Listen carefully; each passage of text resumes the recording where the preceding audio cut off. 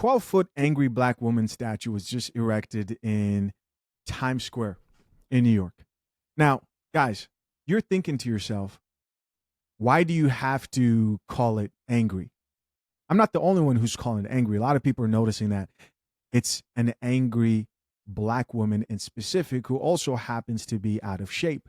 I saw this and I thought to myself, this kind of looks like my before pictures. Just had a family, getting back in the gym. I'm talking about before you lose the weight. Of course, it's not this bad, but this is the standard, right? This is what they want to be acceptable. So it's a statement of you don't have to be special to have a statue that represents you. This is the artist, a British, I think like his British born sculptor, Miss Coffee. What can you tell me? We're going to talk to our AI assistant barista, Miss Coffee. What can you tell me about this statue and also the man behind it? So there's this new statue called Grounded in the Stars. It's huge, 12 feet tall, and it's of a black woman standing strong and confident in regular clothes. Nothing flashy, just real. It was made by this British artist named Thomas J. Price, and the point of it is to show that everyday black women, not just historical figures or celebrities, deserve to be honored and seen in public spaces too. Now picture this, Times Square is full of statues of old white men, generals, war heroes, all that. This one, it's different, it's bold. It's saying this black woman matters. She belongs here too. And to go even deeper, the statue is facing some of those old statues like, yeah, I'm here. And? It's challenging the idea of who gets to be monumental. He also included some animated art on the big screens up top, showing men's faces reflecting on identity and emotion to get people thinking beyond the usual. So this woman does not exist. She's a representation of being inclusive. And again, they're using black women for that representation. And this is why, you wonder why there are conversations when it comes to family structures. Because I thought about this. I said, why not anything else? Why not a sculpture of the black family unit? Can we do that? I don't even think we need the fancy sculptor from London. It says here he was born in 1981, raised by a British mother and a Jamaican father, heritage. Okay. So this is supposed to be a representation of people of color being included. As a black person in the US, I look at this and I say, this is what I hope my daughter does not turn into. This right here, an angry plus size black woman. Instead, this is being celebrated. And the black women who are seeing it are like, wait, that's me. I saw a few chicks who are like, why are they depicting us in this way?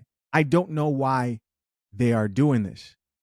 Again, this could be anything else. I even went to Miss Coffee and asked her. I said, can you generate a few different sculptures of strong black men or maybe a black family unit? And it came up with some better ones. Look at that. Isn't this more positive and empowering? I mean, guys, I have to accept that they are men, because it's not just the women out here who celebrate this. There are men out here who look at this and they go, yes, our black women make better leaders than us. They should be leading us. They should be put in a position of masculinity and leadership. And you can't change that, right? You just have to accept that that's just what that is. But I think there is also a large group of men who kind of see the problem with this. Where are the statues of the strong, respectable, responsible men, right? The men who you can look up to for something, not just for inclusivity, not just for just because. I'm not sure if this dude even, he seems like he might be gay. So maybe he doesn't believe in a father and a mother being an ideal when it comes to parenting and family structure. This whole thing seems like a whole political movement by the left. I also think this points to why when men are dating out here, when they're wanting to build a relationship with a lot of women, there's this idea of like, why do women think, oh, I'm a goddess? Oh, black women.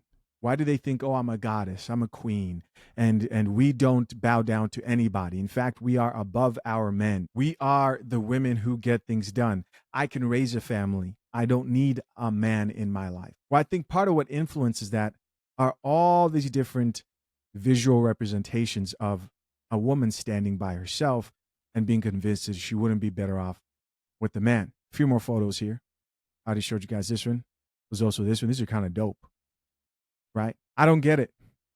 I do not understand. And maybe there's something I'm missing. Do you guys, as a man, like if you're a man and you have a daughter or you plan to have daughters, does this representation of what a woman is, a black woman is, does this sit well with you? Right? Does this look like a woman who is satisfied? Why is there so much anger? Why is there so much attitude? Why does she have to be overweight? Right? And I am not saying that we all don't go through moments where we have to get it together, where it's our, when it comes to our weight and such. This is different. This is a celebration of being plus size. This is like steps backwards to the progress that's been made around this conversation thus far. I mean, Lizzo will tell you she's losing weight right now. I recently saw a video of Lizzo, and she does not look this big. She does not look this overweight. And the big thing is like, why do men speak this way when your moms are, look like this? Okay, those may be 50, 60-year-old women. And even at that age, they're still trying to get it together. That's not what we see. We see average, everyday chicks. Guys, I was just dating not too long ago. You know what's out here, who think that it's wrong for you to maybe want a woman who's not plus size. And this has real consequences and effects. This has effects to think of a young boy who's walking around and sees a statue of a strong black woman consistently, but never sees a statue of a strong black man. A man who's not a criminal, a man who's respectable, preferably a man who has accomplished something. This has effects. And if you're not careful and you're raising up your kids, you realize that you are raising them up to be extremely woke. And the sculptor said that he has the black woman facing the white men, sort of ready to fight them and stand up to them, a bulldog. Is this what you want your women to be? That's not what I want my women to be. That's not what I want for my wife. That's not what I want for my future daughter, to be in their masculine energy, to have extreme attitude. It's crazy. It's crazy. Of course, guys, I'm curious to know, what do you think?